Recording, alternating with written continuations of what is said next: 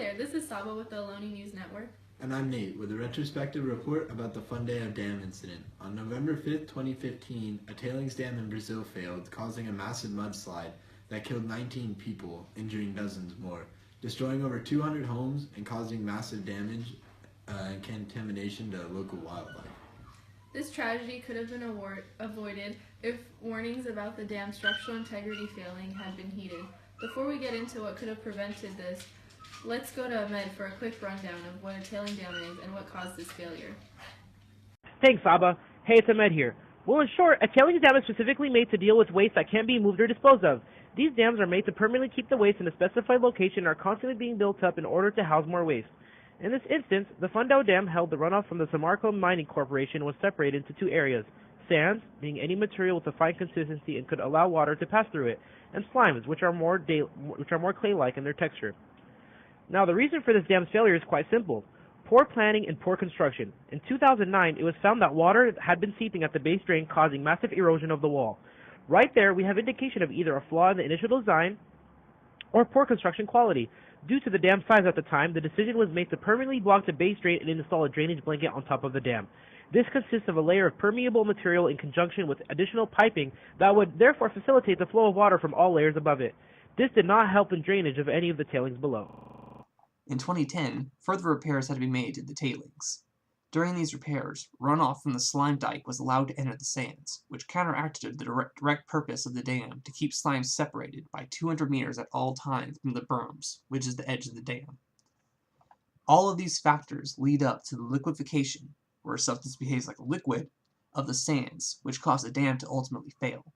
In order to liquefy, the sands needed to be loose, uncompacted, and highly saturated.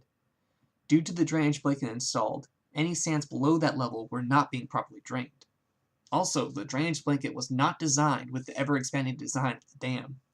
As it kept growing, the area in which the drainage blanket had to drain kept growing exponentially, leading to a higher degree of saturation among the sands. With the high saturation levels caused by the inefficient blanket drain solution, all that's needed to liquefy the sands now is for it to become loose and uncompacted. This was set up during the repairs to the tailings, in which the slimes were allowed to enter the sand dike. As the dam was built higher, a layer of slime remained in the sands, and the pressure from the weight caused these slimes to shift forward like toothpaste being squeezed from a tube. As they shifted, so did all the sands above them, causing them to loosen with their movement. Eventually, these slimes shot forward in one last leap, creating a cavity in which the sands collapsed into, now setting off a chain reaction of liquefying the entire deck and spilling down the dam.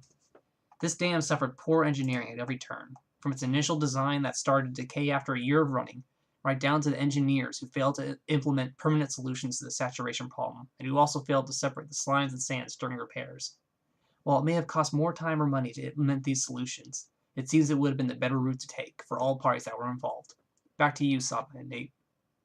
This disaster could have been prevented if some precautionary measures were taken by the constructors of the dam, Samarco Mining Company. Over 2 years before the incident occurred, it was recommended that the company invest in redesigning the tailings for fear of failure.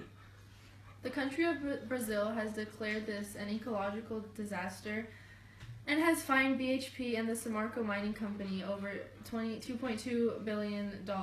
In addition, they have prosecuted 21 officials from the two companies with manslaughter charges for those who lost their life in the floodwaters. That's it.